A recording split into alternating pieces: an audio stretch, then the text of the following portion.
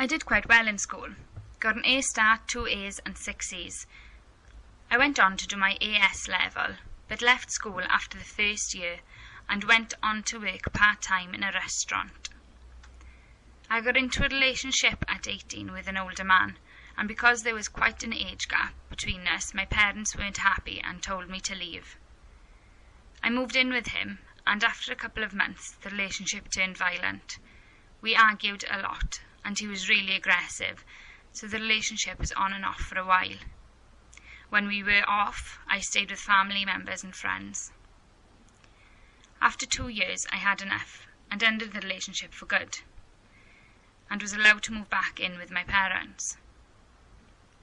I wasn't working and started drinking every other day. It started as a social thing, but then got into a habit of going down the pub every other day because I had nothing to do. I didn't get on with my parents all the time, and we had many arguments, so I was back and forth staying with them and staying with friends. I then got a full-time job in a warehouse and was doing really well at my work. They moved me on to work in the office in their purchasing department. I kept arguing with my parents and didn't want to spend the weekends with them in the house, so I would go out all the time and go to loads of house parties. At New Year's, I lost my job, and because of that, my father kicked me out. I was left with no job, no home, and no money, so I had to sign on to get benefits. I was homeless. I stayed with my sister sometimes, and on my friends' and family's settees.